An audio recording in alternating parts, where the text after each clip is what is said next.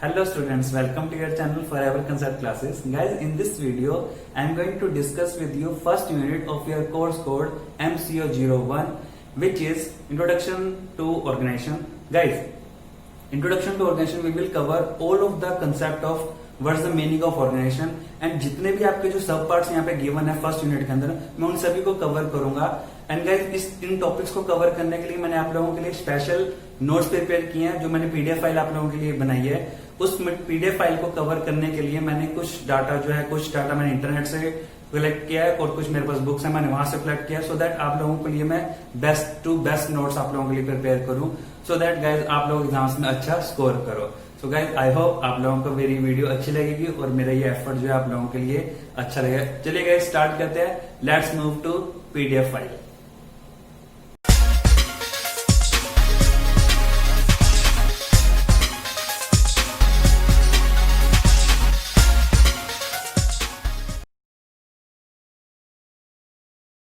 चलिए guys, start करते हैं. Introduction to organisation, which is your first unit of your subject course code MCO01. So guys, first of all we will cover introduction part of organisation. देखिए guys, introduction part में हम लोगों ने क्या क्या चीज एक्सप्लेन करनी है. So an organisation is a group of people working together to achieve the specified goal. देखिए वो क्या बोल रहा है कि जो ऑर्गेनाइजेशन होता है बेसिकली ग्रुप ऑफ पीपल होता है.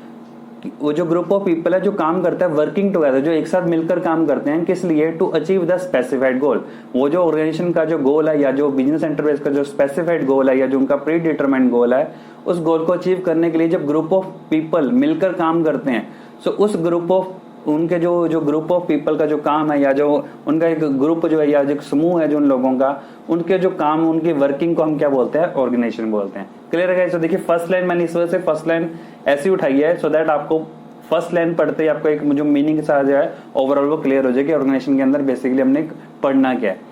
A manager play a central role in grouping the people and activities, establishing authority and responsibility, and interacting with people for the achievement of the organization goal. उसका देखिए क्या लिखा है कि ये सभी काम जो ऑर्गेनाइजेशन के अंदर जो मेन जो की रोल है वो कौन प्ले करता है? मैनेजर प्ले करता है. बिकॉज मैनेजर क्या करता है? Grouping. Manager play a central role in grouping the people, लोगों के ग्रुप्स बनाता है, एंड एक्टिविटीज, उनके कामों के उनके जो एक्टिविटी मीन एक्टिविटीज के बेसिस पे ग्रुप बनाता है लोगों के या जो इम्प्लॉइज के. एस्टेब्लिशिंग अथॉरिटी, उनको अथॉरिटीज देता है एम्प्लॉइज को काम करने की, एंड एज वेल एज उनको रिस्पॉन्सिबिलिटी भी देता है कि आप लोग जो काम दे रहे हो आपने इस टाइम के अंदर कवर करना. अगर आप काम लोग इस चीज को काम नहीं कर पाओगे तो आप लोग इस चीज के लिए रिस्पॉन्सिबल भी होंगे. एंड इंटरेक्ट करता है मीन उनके साथ प्रॉपर टाइम टू टाइम उनका इंटरेक्ट भी करता है for achievement of the organisation goal, ताकि जो ऑर्गेनाइजेशन का जो गोल है वो टाइम टू टाइम या टाइमली जो अचीव हो सके. सो ही परफॉर्म्स द, यहाँ पे मैनेजर की बात हो रही है, he perform the function of planning, organising, directing and controlling for smooth functioning of the organisation. आपको पता है मैनेजर ही ये सभी प्ले करता है, सभी काम जो हमारे मैनेजमेंट के जो फंक्शंस है वो सभी मैनेजर ही करता है. Moreover, continuous influence of dynamic environment on the organization requires new managerial techniques to manage these changes. देखिए guys, ये लाइन बहुत इंपॉर्टेंट है. देखिए क्या लिखा है? More over continuous influence of, देखो आपको पता है जो इन्वायरमेंट है, इन्वायरमेंट की नेचर क्या होती है? डायनामिक नेचर होती है. और डायनामिक नेचर का मतलब क्या है कि जो इन्वायरमेंट है वो चेंज होता रहता है. अगर इन्वायरमेंट चेंज हो रहा है तो हम लोगों को ऐसी टेक्निक चाहिए बिजनेस के अंदर कि हम वो जो इन्वायरमेंट का जो इम्पैक्ट पड़ा है बिजनेस के ऊपर, हम उसको कोप अप कर सकें, वहां से हम कम बैक कर सके कि अगर कुछ नेगेटिव इम्पैक्ट पड़ा है तो वो हमें क्या करना है? वो जो डायनामिक एनवायरनमेंट है उसके अकॉर्डिंग हमें बिजनेस को कॉप अप करना पड़ेगा. सो वो कॉप अप करने के लिए हमें वो टेक्निक्स कहां से आएंगे? मैनेजमेंट के पास. वो मैनेजमेंट के पास टेक्निक्स आएंगे अगर हम ऑर्गेनाइजेशन और मैनेजमेंट को अच्छे से स्टडी करेंगे. तो देखिए आगे ये लिखा है, the detail study of various aspects of organisation and management में provide proper techniques of managing them effectively. देखिए ये लिखा है कि अगर हम अच्छे से स्टडी करेंगे वेरियस एस्पेक्ट के, किसके एस्पेक्ट्स? ऑर्गेनाइजेशन के एस्पेक्ट्स के अगर हम अच्छे से स्टडी करेंगे, एंड मैनेजमेंट में provide proper techniques for managing them effectively. अगर हम ऑर्गेनाइजेशन की जो ऑर्गेनाइजेशन और मैनेजमेंट अगर हम उसके एस्पेक्ट्स की अच्छी तरह से स्टडी करेंगे, सो उससे हमारे पास हमें और अच्छी टेक्निक्स मिलेंगी ताकि हम वो जो इन्वायरमेंट का जो इम्पैक्ट पड़ रहा है बिजनेस के ऊपर हम उसको अच्छे से मैनेज कर सकें. सो गाइस, ये सब कहां से हमें मिल रहा है? कि सब हमें ऑर्गेनाइजेशन के अंदर ही आ रहा है. ओके, देखिए गाइस, उसके बाद हम लोगों ने क्या कवर करना है? An entrepreneur organises various factors of production like land, labour, capital, machinery etcetera for channelising them into productive activities. देखिए क्या लिखा है कि जो एंटरप्रेन्योर होता है वो क्या करता है, वो ऑर्गेनाइज करता है वेरियस फैक्टर ऑफ प्रोडक्शन को। आपको पता है फैक्टर ऑफ प्रोडक्शन हमारे पास कौन कौन से होते हैं, land, labour, capital, right, land, labour, capital, machinery etcetera for channelising them, और उनको क्या करता है, वो चैनलाइज करता है, कौन, एंटरप्रेन्योर चैनलाइज करता है उनको इनटू प्रोडक्टिव एक्टिविटीज, ताकि वो उनसे कुछ प्रोडक्टिव एक्टिविटीज में उनसे प्रोडक्शन कर सके, और वो जो प्रोडक्शन की है वो फाइनली कहां तक पहुंचे, the product finally reaches consumer through various agencies, ताकि वो जो प्रोडक्ट है और वो फाइनली वो कहां तक पहुंच सके, कंज्यूमर्स तक पहुंचे। तो business activities are divided into various functions and these functions are assigned to different individual. तो कहते हैं ये जो बिजनेस की एक्टिविटीज हैं, ताकि हमारा जो प्रोडक्ट है अल्टीमेटली कंज्यूमर तक पहुंचे, तो वो जो जितने भी एक्टिविटीज हैं उसको हम क्या करते हैं, अलग अलग हिस्सों में बांट देते हैं, अलग अलग जो है कैटेगरीज में उनको डिस्ट्रीब्यूट कर देते हैं। एंड वो जो कैटेगरीज है या वो जो फंक्शंस है are assign to different individual, अलग अलग हम इंडिविजुअल्स को हमने वो फंक्शन जो असाइन किए होते हैं। अब देखिए गाइस, फिर से यहाँ पर वही बात आ रही है कि हम क्या कर रहे हैं, फंक्शन को असाइन कर रहे हैं। तो जो फंक्शन को असाइन कर रहे हैं मीन्स हम लोग क्या कर रहे हैं, उनको रिस्पॉन्सिबिलिटी, उनको अथॉरिटी एंड रिस्पॉन्सिबिलिटी क्या कर रहे हैं, उनको असाइन कर रहे हैं। सो बेसिकली सब कुछ ये कहां पर आएगा, ऑर्गेनाइजेशन के अंदर आएगा। इसलिए मैंने ये सब कुछ जो है इंट्रोडक्शन पार्ट में यहाँ पे कवर किया है। उसका थोड़ा सा इंट्रोडक्शन पार्ट में हम और थोड़ा सा और लिखेंगे। Various individual efforts must lead to achievement of common business goal. देखिए जितने भी हमारे इंडिविजुअल एफर्ट्स हर एक ऑर्गेनाइजेशन के अंदर जितने भी इंडिविजुअल एफर्ट्स लग रहे हैं, हमने क्या करना है, they such individual effort must lead to the achievement of common business goal. तो हमने या जो मैनेजर है उसने इस तरह से उनको लीड करना है, उनके सबके इंडिविजुअल एफर्ट्स को इस तरह से लीड करना है ताकि वो सभी एक तरफ मिलकर काम करें। किस लिए काम करें, for the achievement of common business goal. So organisation is the structural framework of duties. देखिए यहां से देखिए कितनी अच्छी लाइन है ये, organisation is the structural framework of duties. देखिए आपको मैंने जो अभी पहले भी एक्सप्लेन किया कि जो ऑर्गेनाइजेशन होता है बेसिकली वो फ्रेमवर्क है। किस चीज का फ्रेमवर्क है, assigning the duties and responsibilities. तो देखिए यहाँ पर वही लिखा हमने, organisation is the structural framework of duties and responsibilities required of personnel in performing various functions with a view to achieve business goals through organization। देखिए फिर से वही लाइन आ गई। सो आगे देखिए क्या लिखा है, management tries to combine various business activities to accomplish predetermined goal. तो फिर से वही लाइन वही बातें फिर से एक दूसरी लैंग्वेज के अंदर हम लोगों ने यहाँ पे फिर से मैंने प्रेजेंट किया। ओके गाइस, तो ये था हमारा इंट्रोडक्शन पार्ट। इतना हमने इंट्रोडक्शन पार्ट में अगर आप करोगे, ये मैंने इतनी लाइन्स की है, इसमें से अगर आपको 80% भी याद रहता तो ये सफिशिएंट है। देखिए मैंने आपको ये जो प्रेजेंटेशन दी है यहाँ पे, ये जो मैंने पीडीएफ फाइल आप लोगों के लिए बनाई है, ये अगर 20 मार्क्स का क्वेश्चन आता है तो उसके हिसाब से आप लोगों ने क्या क्या लिखना, मैंने उसी हिसाब से यहाँ पर पूरे एक्सप्लेनेशन दिया। सबसे पहले हम हमेशा कुछ भी टॉपिक के बारे क्वेश्चन आता है तो सबसे पहले हम इंट्रोडक्शन पार्ट उसका लिखते हैं। आफ्टर दैट उसका कंसेप्ट या जो भी पूछा हो मीनिंग, तो हम उसके बाद उसको वो लिखते हैं, उसको प्रेजेंट करते हैं। तो देखिए अब कंसेप्ट ऑफ ऑर्गेनाइजेशन हम लोग यहाँ पे क्या प्रेजेंट करेंगे। Hicks describes an organisation as a structured. देखिए फिर से वही बात होगी कि हिक्स ने भी ये चीज बोली है कि जो ऑर्गेनाइजेशन है कि स्ट्रक्चर्ड प्रोसेस है इन विच पर्सन्स इंटरेक्ट फॉर ऑब्जेक्टिव। जो पर्सन एक दूसरे का इंटरेक्ट करते हैं, किस चीज के लिए इंटरेक्ट करते हैं, फॉर द ऑर्गेनाइजेशनल ऑब्जेक्टिव। जो बिजनेस का ऑब्जेक्टिव है उसको अचीव करने के लिए वो इंटरेक्ट करते हैं। So this description indicates 5 facts that are common to all organisation. अब ये जो डिस्क्रिप्शन है मींस ये जो हिक्स ने डिस्क्राइब किया ऑर्गेनाइजेशन के स्ट्रक्चर को, तो उसके अंदर ये चीजें, ये 5 जो फैक्ट्स हैं ये कॉमन है। कौन कौन से, अब हम लोग वो देखते हैं कि यहाँ पे किन किन की बात हो रही है। तो देखिए an organisation always include person. Organisation के अंदर क्या होता है, हमेशा पर्सन जो है इंक्लूड होते हैं। ऑब्वियसली तभी वो ऑर्गेनाइजेशन, जो फर्स्ट लाइन के अंदर हम लोगों ने यही चीज पढ़ी थी। ओके, सो मैंने देखिए इसी तरह से ऑर्गेनाइज मतलब एक वो सीरीज एक उसी तरह से लिया है, सो दैट आपको समझ भी आए। अगर आपको एक चीज याद करोगे तो उसी से रिलेटेड आप आगे भी कंटेंट को प्रेजेंट कर सकते हो एग्जाम में। ओके, सो चलिए देखिए आगे क्या है। First is an organisation always include persons. Next है हमारे पास, these person are involve with one another in some way. ये सभी के सभी जो लोग जो काम कर रहे हैं ऑर्गेनाइजेशन के अंदर, वो एक दूसरे के साथ इन्वॉल्व है, मीन्स एक दूसरे से किसी ना किसी तरह से लिंक्ड है। ऑब्वियसली एक दूसरे के लिंक्ड होंगे तभी एक ऑर्गेनाइजेशन में वो काम कर रहे हैं। The interactions among persons can always be ordered और described by some sort of structure. कि वो जो इंटरेक्शन है उन लोगों के बीच में कौन किसका इंटरेक्ट करेगा, तो उसको हम एक स्ट्रक्चर वाइज, एक ऑर्गेनाइजेशन का नाम एक स्ट्रक्चर वाइज उस चीज को हम एक्सप्लेन कर सकते हैं या डिस्क्राइब कर सकते हैं। Each person in the organisation tries to meet personal objective also through organisational activities. देखिए यहाँ पे देखिए क्या लिखा है कि हर जो पर्सन काम कर रहा है ऑर्गेनाइजेशन के अंदर वो क्या कर रहा है, वो ट्राई कर रहा है to meet personal objective also through organisational activities, कि ऑर्गेनाइजेशन के काम करते हुए वो अपने पर्सनल ऑब्जेक्टिव्स को भी अचीव करना चाहता है। ऑब्वियसली कोई भी इंप्लॉय अगर काम कर रहा है तो उसका पर्सनल ऑब्जेक्टिव क्या होगा, सैलरी लेना, राइट, मैक्सिमम टू मैक्सिमम उसको, सो दैट वहां पे उसको रिटर्न मिले जो भी वो काम कर रहा है, तो उसका पर्सनल ऑब्जेक्टिव भी अचीव होगा ऑर्गेनाइजेशन के अंदर, और एज वेल एज उसका साथ का जो है वो उसका वो ऑर्गेनाइजेशन के ऑब्जेक्टिव अचीव करने के लिए भी कॉन्ट्रीब्यूट करता है। So these interaction can also help to achieve compatible joint objective, that is organisational objective and personal objective. तो मैंने वो चीज बताई कि उसका पर्सनल ऑब्जेक्टिव अचीव होने के साथ साथ वो क्या करेगा, ऑर्गेनाइजेशन के ऑब्जेक्टिव को अचीव करने के लिए भी पूरी तरह से कंट्रीब्यूट करता है। और हमने अभी पीछे पढ़ा इंट्रोडक्शन पार्ट में कि जो मैनेजर है उसने यही तो काम करना है। मैनेजर क्या करता है कि जितने भी जो इंडिविजुअल एफर्ट्स हैं उनको वो क्या करता है, इंडिविजुअल एफर्ट्स को वो इस तरह से लीड करता है कि वो इंडिविजुअल एफर्ट्स जो है वो अल्टीमेटली उनका जो रिजल्ट है वो किस चीज में आए, ऑर्गेनाइजेशन के ऑब्जेक्टिव्स को अचीव करने के लिए आए। सो ये सब हम किसमें कवर करेंगे, ऑर्गेनाइजेशन के अंदर। चलिए मैंने एक और डेफिनेशन, एक और उसकी ऑथर का हमने लिया है यहाँ पे डिस्क्रिप्शन, वो क्या डिस्क्राइब कर रहा है।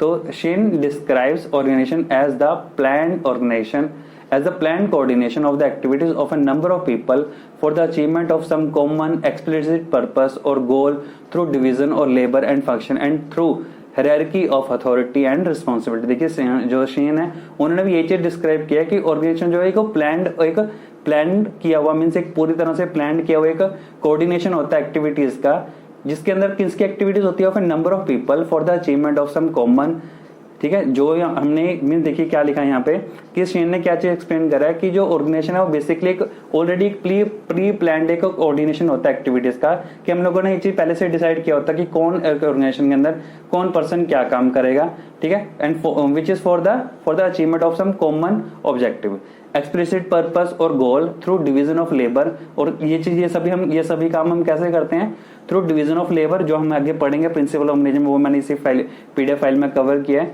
Through division of labour and function and through hierarchy of authority and responsibility. तो ये सभी हम आगे पढ़ेंगे, ये सभी जो हमारे बेसिकली प्रिंसिपल्स हैं जो हम अभी यहाँ पे इस पीडीएफ फाइल के अंदर मैंने वो चीज यहाँ पे मैं अभी आगे थोड़ी देर में भी कवर करूंगा। सो ये सब कुछ मीन्स एक ऑर्गेनाइजेशन के अंदर होता है। So according to this definition organisation have following characteristic. तो अगर आपको ये शेन की डिस्क्रिप्शन अच्छी लगती है आप इसको लिख सकते हो, अगर आपको दूसरी अच्छी लग रही है तो आप इसको लिख सकते हो, दोनों लिखना चाहते हो तो दोनों लिख सकते हो, जैसे आप लोगों को अच्छा लगा आप लोग कर सकते हो। मेरे को ये दोनों अच्छा लगा तो मैंने इन दोनों को कवर किया है। Okay, so according to this definition, organization have following characteristic. First one is coordination of efforts, second one is common goal, third one is division of labor, and next one is hierarchy of authority. So basically ये जो चार जो characteristic है ये हर organisation के अंदर होता है, या ये जो कोई भी हम ऑर्गेनाइजेशन के बारे में जब स्टडी करेंगे तो उसके अंदर हम इन चीजों की स्टडी तो करेंगे। ओके गाइज, तो ये था हमारा जो कंसेप्ट हो गया ऑर्गेनाइजेशन का। नेक्स्ट अब हम चलेंगे what are the basics of management. ये तो आप लोगों ने प्लस 1 प्लस 2 में पढ़ा है, तो मैंने इसको ज्यादा कवर नहीं किया है, ये आप लोग खुद समझ वहां से देख सकते हो, आप लोग इसको खुद समझ सकते हो इस टॉपिक को।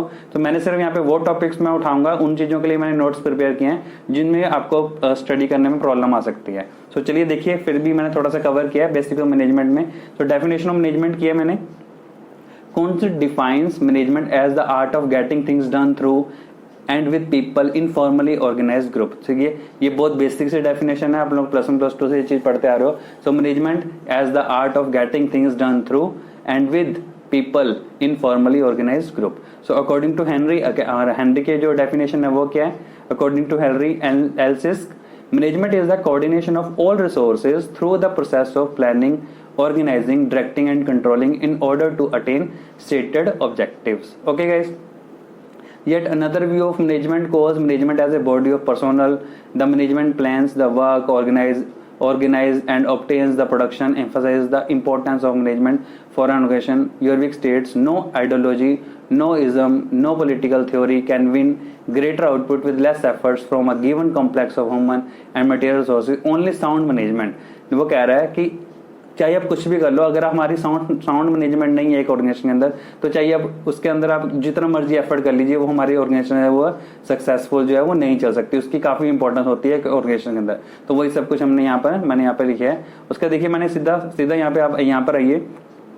So in the recent era, management has emerged as a prominent profession as management fulfils the following characteristic of a profession. अब ये काफी टाइम एग्जाम में आपका ये क्वेश्चन इस टाइप का आया भी हुआ और बन भी सकता है आगे भी आपके लिए कि how management is a profession, एक मैनेजमेंट जो प्रोफेशन कैसे है। सो इसलिए मैंने यहाँ पर ये इस चीज को कवर किया है, कैरेक्टरिस्टिक कवर किए हैं कि कौन कौन से कैरेक्टरिस्टिक है मैनेजमेंट के जिसकी वजह से जो मैनेजमेंट है वो हमारे प्रोफेशन की कैटेगरी में आती है। तो देखिए सबसे पहला है management is a body of knowledge. Okay, next one is there is a formal teaching of that knowledge. एक वहां पे जैसे आपको पता है प्रोफेशनल का मतलब क्या होता है, जिनके लिए स्पेसिफिकली एक स्पेशल कोर्स होते हैं और वही आगे फिर आगे उनकी प्रैक्टिस होती है और मीन्स वो प्रैक्टिस मीन्स वही आगे जो है उसके बेसिस पर काम करते हैं। जैसे MBA आपको पता है, MBA मैनेजमेंट है ना, management in business, masters in business administration आपको पता है। तो MBA का मतलब MBA जो है वो प्रोफेशनल डिग्री किस चीज के लिए है, बेसिकली मैनेजमेंट के लिए। So therefore this there is a formal teaching of that knowledge. There are representative association and body of members in the field of management, right? So there are ethical standards of conduct enforced by the professionals. There is a provision of suitable remuneration to the members in service of management. Okay guys, तो ये था मैंने points cover किए हैं किस चीज के लिए कि वो हमारी जो मैनेजमेंट है वो प्रोफेशनल कैसे है। नेक्स्ट है गाइज लेवल ऑफ मैनेजमेंट। ये आप लोगों को ये ऑलरेडी पता है, यहाँ पर 3 लेवल ऑफ मैनेजमेंट होता है, top level, middle level and supervisory और जूनियर लेवल मैनेजमेंट। ये आपका हमारे स्टडी मटेरियल में भी बहुत अच्छा गिवन है। सो आप लोग यहाँ से इसको कवर कर सकते हो कि टॉप लेवल मैनेजमेंट में कौन कौन आता है, राइट, मिडिल लेवल में कौन कौन आता है, सुपरवाइजरी में कौन आता है। तो ये चीज मैं एक्सप्लेन मैंने यहाँ पे नहीं किया है बिकॉज ये आपके स्टडी मटेरियल में भी अच्छा गिवन है और आप लोग वहां से कर सकते हो। चलिए गाइज नेक्स्ट चलते हैं। नेक्स्ट है guys very important principles of management, जो एग्जाम के अंदर टॉपिक +1 +2 के अंदर भी टॉपिक बहुत इंपॉर्टेंट था एंड बीकॉम के अंदर भी टॉपिक इंपॉर्टेंट था और ऑब्वियसली मास्टर्स में तो ये टॉपिक बिकॉज देखो बेसिक सा टॉपिक है कि हमारे जो मैनेजमेंट उसके प्रिंसिपल्स कौन से होते हैं। तो डिफरेंट एक्सपर्ट्स, चलिए स्टार्ट करते हैं। Different experts have described principles of management in various ways, however general principle of management as propounded by Henry Fayol are one of the most comprehensive principle of management. So सबसे पहले हम Henry Fayol के जो है हम principal of management को पढ़ेंगे। The general principle of management is given by Henry Fayol are have following components. चलिए गाइस स्टार्ट करते हैं। क्योंकि सबसे पहला है डिवीजन ऑफ वर्क। देखिए डिवीजन ऑफ वर्क का मतलब आप लोगों को पता है, डिवीजन ऑफ वर्क मीन्स हर काम को हम लोगों ने क्या करना है, बांट देना है लोगों के बीच। सो देखिए क्या लिखा है, it is closely related to the specialisation.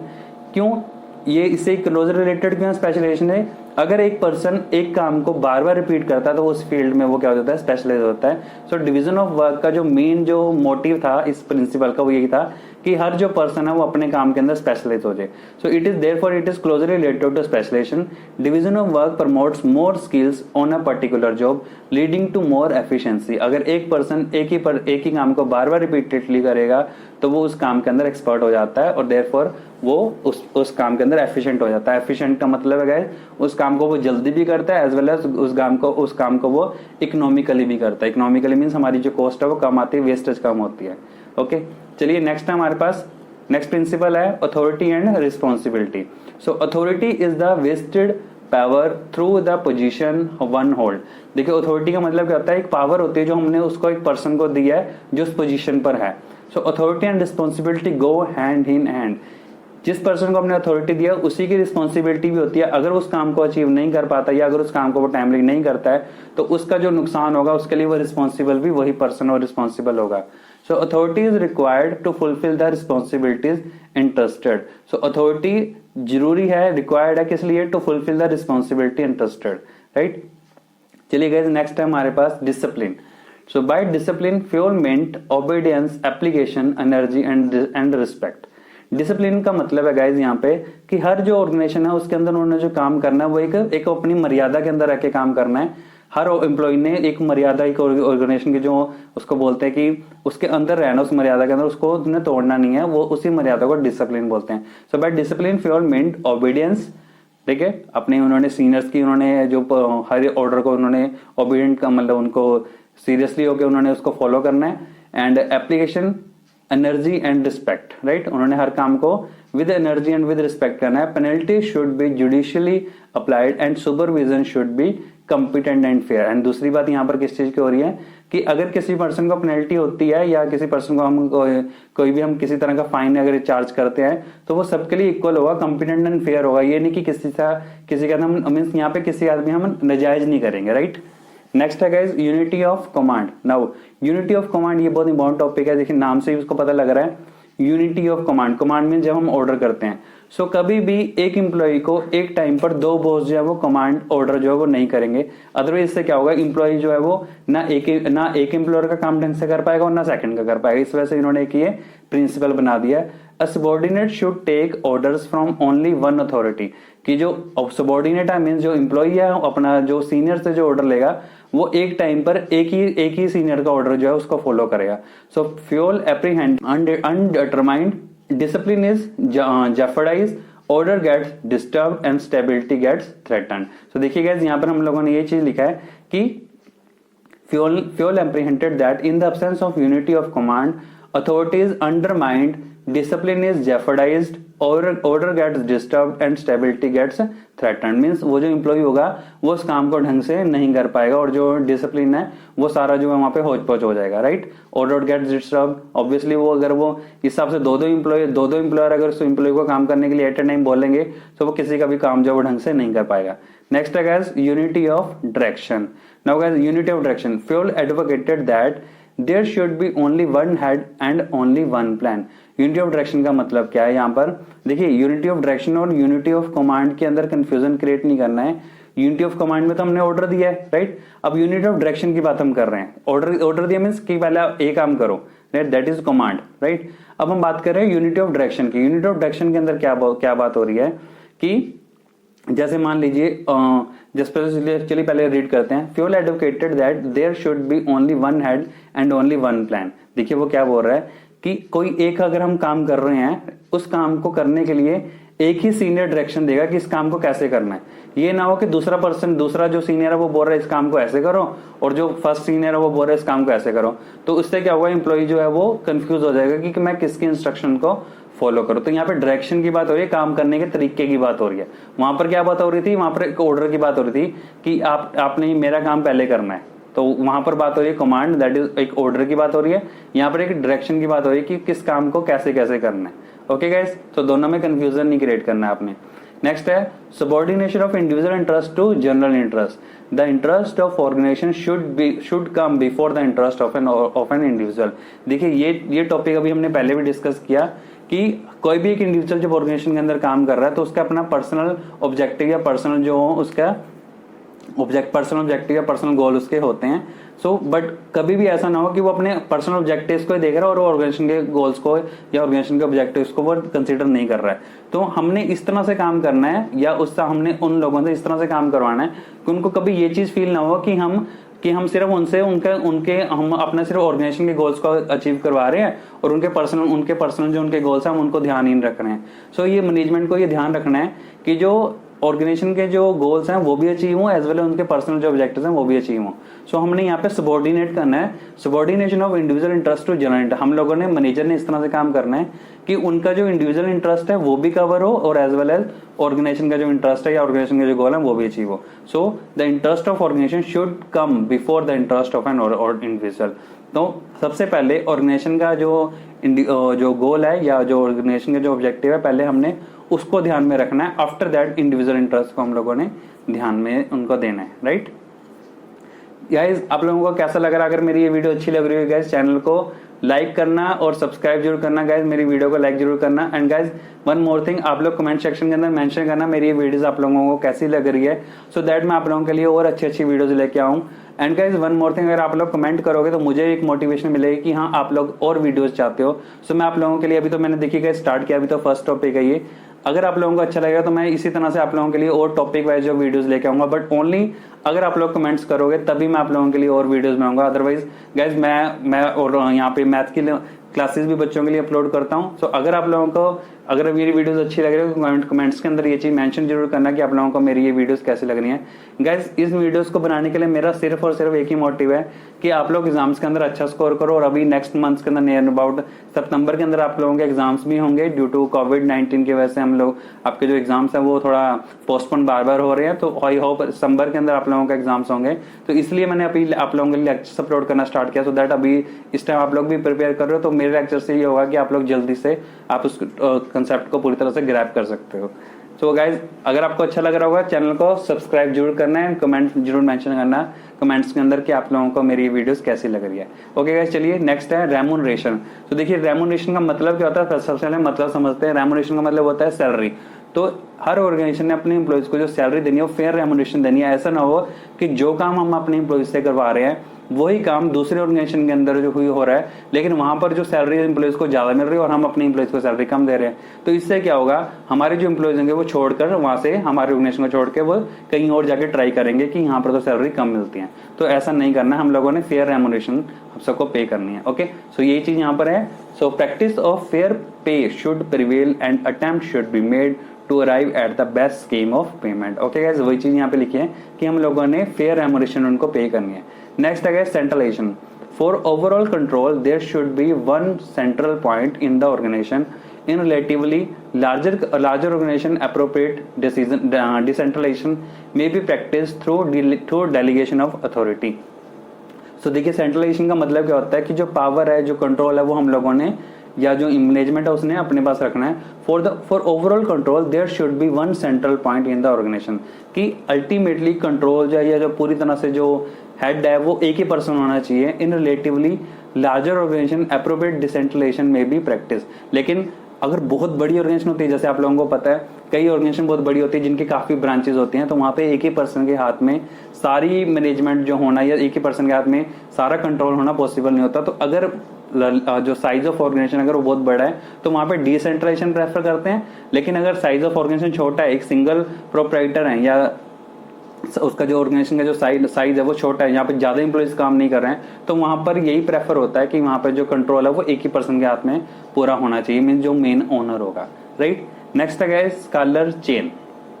Now scalar chain क्या होता है? Authority should flow from top to bottom through unbroken chain. Through scalar chain various people in the organisation are connected in particular way and the chain determines the direction of flow of communication. However, in many cases quicker action is possible if people at lower level directly communicate between themselves. देखिए क्या हो रहा है, scalar chain का ये चीज आप लोगों ने प्लस वन प्लस टू में पढ़ा होगा कि स्कॉलर चेन का बेसिकली मतलब क्या होता है कि टॉप लेवल जो होगा, कोई भी अगर मैसेज देना है तो टॉप लेवल मिडिल लेवल को देगा और मिडिल लेवल जो होगा उस मैसेज को कन्वे करेगा लोअर लेवल को। तो ये जो एक वो कम्युनिकेशन का जो एक वो चेन बन रहा है that is called scholar chain. लेकिन वो कह रहा है अगर कुछ इमरजेंसी, कभी कभी इमरजेंसी होती है, तो एक वो जो लोअर लेवल है वो डायरेक्ट जो है वो अपने लेवल से वो डायरेक्ट बात कर सकता है अगर कुछ इमरजेंसी है। और अगर वो कोई भी in many cases quicker action is possible if people at lower level directly communicate between themselves. अगर वो कुछ चाहते हैं, अगर वो डायरेक्ट बात करना चाहते हैं तो वहां पे वो चीज बात भी वो कर सकते हैं बिटवीन देमसेल्व्स एंड वो अपर लेवल से वो डायरेक्ट बात कर सकते हैं। ओके गाइस, नेक्स्ट है principle of order. Now principle of order का मतलब अब गाइस यहाँ पर आप लोगों ने फिर से ध्यान देना है, यहाँ पर ऑर्डर की बात हो रही है और यहाँ पे मैं कई बच्चे इसको ऑर्डर को और कमांड के साथ कंफ्यूजन क्रिएट करते हैं। देखिए principle of order, principle of command and principle of जो डायरेक्शन है, तो ये तीनों के तीनों आपस में इंटरलिंक्ड है, बस मीनिंग समझने की बात है। प्रिंसिपल ऑफ कमांड के अंदर हम लोगों ने बात करी जहां पर हम किसी को एक स्ट्रिक्ट ऑर्डर दे रहे हैं, और यहाँ पर जो ऑर्डर की बात हो रही है ये ऑर्डर का मतलब है कि हर सील ऑर्डर मीन्स अब जो सभी जो गुड्स हैं वो अपनी अपनी जगह पर अपनी अपनी अपनी प्लेस पर वो जगह जो है प्रॉपर होनी चाहिए। तो यहाँ पर ऑर्डर का मतलब है पोजीशन के साथ गुड्स की पोजीशन। जैसे हम अलमीरा में कोई सामान रखते हैं तो अलमीरा में ही होना चाहिए वो, तो यहाँ पर उस ऑर्डर की बात हो रही है। राइट, और जो वो प्रिंसिपल ऑफ जो वो था हमारा कमांड, वहां पर ऑर्डर की जो मैंने बोला था वो मैंने ऑर्डर की बात कर रहा, जब हम किसी को ऑर्डर देते हैं किसी काम करने के लिए जो ऑर्डर देते हैं। सो कंफ्यूजन क्रिएट नहीं करना, यहाँ पे बच्चे काफी उल्टा लिख देते हैं, प्रिंसिपल ऑर्डर में वो लिख देते हैं और प्रिंसिपल ऑफ कमांड में कुछ और लिख देते हैं, तो आप लोगों ने ध्यान रखना है।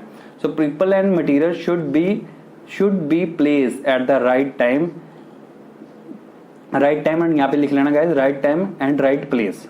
ठीक है, यहाँ पर आप लोग यहाँ मेंशन कर लेना, मेरे को यहाँ पर मेंशन करना रह गया। सो ऑर्डर का मतलब है कि जो लोग हैं और जो मटेरियल है वो हम अपनी सही जगह पर होना चाहिए और सही टाइम पर हम उसी जगह पर होना चाहिए जहाँ पर उसको होना चाहिए। A position should be manned with a person who is most suitable for that job. और वो कह रहा है कि जो पोजीशन है यहाँ पे सिर्फ मैन की बात नहीं है, लोगों की बात नहीं है, हमारा जो भी हमारा सामान है, कोई भी किसी भी तरह का जो बिजनेस करना है, आपको जैसे पता है, अब हम अगर हमारे फॉर एग्जांपल हम घर की बात अगर हम करें, मैं छोटी सी एग्जांपल लेता हूँ, जैसे अगर हम पेन की बात करें, अब अगर मेरा पेन है, जैसे मैं जब क्लासेस लेता हूँ तो मेरे को पता है जो मेरा पेन है वो मेरा ड्रॉर के अंदर मेरा पेन होता है। सो अगर मैंने उस पेन को कभी मैं ड्रॉर में रख रहा हूँ, कभी मैं इसको एसी के ऊपर रखा है, कभी मैं उसको कहीं पर रख रहा हूँ, तो अगर इनकेस ऐसा हो रहा है तो उससे क्या होगा, वो जो है वो बार बार एक टाइम वेस्ट होगा। तो इसी तरह से क्या होगा, मेरे को वो तो दूसरी बात है कि मेरे को टाइमली वो चीज़ कभी मिलेगी नहीं। तो यहाँ पर प्रिंसिपल ऑर्डर के अंदर हम यही चीज़ कवर करते हैं, यहाँ पर यही चीज़ हमने लिखनी है कि वो जो गुड्स हैं या जो भी वो पोजीशन, कोई भी पर्सन है या चाहे वो गुड्स हैं, वो अपनी पोजीशन पर होनी चाहिए जहां पर वो डिजर्व करता है, जहां पर उसकी रियल पोजीशन है वहां पर ही वो उसको होना चाहिए। ओके, नेक्स्ट है guys equity. Now equity brings fourth loyalty and devotion from employees. देखिए इक्विटी का मतलब यहाँ पे क्या हो रहा है कि सबका जो ट्रीटमेंट है वो इक्वल होना चाहिए। ये ना हो कि एम्प्लॉयज का एक एम्प्लॉयज का हम अच्छा ट्रीटमेंट करें और दूसरे के एम्प्लॉयज का हम एक बुरा ट्रीटमेंट करें on the basis of caste creed, right. तो वो चीज ना हो। तो इक्विटी का मतलब है equity brings fourth loyalty and devotion from employees. अगर हम एम्प्लॉयज के साथ फेयर ट्रीट करेंगे, उनको हम इक्वली ट्रीट करेंगे सभी को, तो वो हमारे ऑर्गेनाइजेशन के साथ वो क्या होंगे, लॉयल होंगे, एज वेल एज वो अपने डिवोशन मीन्स पूरी तरह से हमारे ऑर्गेनाइजेशन के साथ वो जुड़कर और अच्छे रियल मतलब सेंस का वो अपने ऑर्गेनाइजेशन के साथ मिलकर काम करेंगे, राइट। सो इक्विटी होना जो है, इक्विटी के साथ जो है वो एक ऑर्गेनाइजेशन के अंदर होना जो है बहुत जरूरी है। इससे एम्प्लॉइज का जो है ट्रस्ट बनता है ऑर्गेनाइजेशन के अंदर, राइट। नेक्स्ट है स्टेबिलिटी ऑफ स्टाफ। ये भी बहुत जरूरी है, स्टेबिलिटी ऑफ स्टाफ। जैसे मैंने आपको भी बताया कि हमारे जो एम्प्लॉइज है वो ऐसा ना हो कि हमारे एम्प्लॉइज जो वो हमारे ऑफिस को छोड़ के या हमारे ऑर्गेनाइजेशन को छोड़ के दूसरी ऑर्गेनाइजेशन में जा रहे हो, तो ऐसा नहीं होना चाहिए। हमारा जो स्टाफ है उसकी स्टेबिलिटी होना बहुत जरूरी है कि हमारे जो एम्प्लॉइज हैं वो हमारे ऑर्गेनाइजेशन के अंदर काम करें। बिकॉज देखिए इसका एक रीजन बताता हूँ आपको। अगर हम अगर न्यू एम्प्लॉय हायर करते हैं तो सबसे पहले उसकी ट्रेनिंग होती है, राइट। कभी कभी हम ऑन द जॉब ट्रेनिंग देते हैं, ऑफ द जॉब ट्रेनिंग देते हैं। सो अगर हम काम हमने सिखा दिया, ऑर्गेनाइजेशन ने काम सिखा दिया उसको, और एम्प्लॉइज वो क्या कर रहे हैं, साल 2 साल बाद वो एम्प्लॉइज जो है छोड़ के दूसरे ऑर्गेनाइजेशन में चलेंगे, तो अल्टीमेटली इस चीज का बहुत बड़ा नुकसान एक ऑर्गेनाइजेशन को होता है। तो ये चीज इससे क्या होता है कि ऑर्गेनाइजेशन का एक तो देखिए रिसोर्सेज जो है वो ह्यूमन रिसोर्स एक तो वो खत्म वगैरह वो जा रहा है उसका, राइट। अब फिर से उनको हायर करना पड़ेगा, तो वो सबको जो है वो काफी एक वो प्रोसेस जो है वो लंबा चलता है। फिर से उनको खर्चा करना पड़ता है, काफी एडवर्टाइजमेंट एक्सपेंस करना पड़ता है, फिर से ट्रेनिंग देना पड़ेगा न्यू एम्प्लॉइज को। तो वो चीज होना जो है वो बिजनेस के लिए एक वो बहुत बैकवर्ड हो जाता है, तो वो चीज होना जो है गलत है। तो इस वजह से स्टेबिलिटी ऑफ स्टाफ होना भी बहुत जरूरी है। तो stable work force promotes efficiency in the organisation. अगर एक तरह स्टेबल अगर हम कर रहे हैं, वर्क फोर्स अगर हमारा स्टेबल है, तो उससे क्या होती है, एफिशिएंसी भी बनी रहती है ऑर्गेनाइजेशन के अंदर, राइट। तो हमारे एम्प्लॉइज का स्टेबल होना बहुत जरूरी है। नेक्स्ट है guys initiative, Spirit D corps. चलिए देखते हैं और कितने पॉइंट रह गए हैं। हार्मोनी। चलिए गाइस ऐसे करते हैं, नेक्स्ट टॉपिक्स जो होंगे वो मैं नेक्स्ट वीडियोस में कवर करूंगा, बिकॉज अभी भी अदरवाइज ये वीडियो काफी लेंथी हो जाएगा। इसके बाद इनिशिएटिव और ये बाकी जो पॉइंट्स हैं ये मैं नेक्स्ट वीडियो के अंदर कवर करूंगा। अभी काफी पॉइंट्स है इसके बाद, तो अदरवाइज गाइस ये वीडियो काफी लेंथी हो जाएगा और आप लोग बोलोगे सर आप तो पकाते वो तो ये चीज हम नहीं करेंगे। हम लोग नेक्स्ट वीडियो के अंदर इस टॉपिक को आगे कंटिन्यू करेंगे। गाइस अगर आप लोगों को अच्छा लगा गाइस, चैनल को सब्सक्राइब जरूर करना एंड वीडियो को लाइक करना। मैं आप लोगों के कमेंट्स के लिए वेट करूंगा कि आप लोगों को मेरी वीडियोस कैसे लग रही हैं, और अगर मेरी वीडियोस अच्छी लग रही हैं तभी मैं आप लोगों के लिए फर्दर और वीडियोस लेके आऊंगा। चलिए गाइस नेक्स्ट वीडियो में मिलते हैं। Okay bye.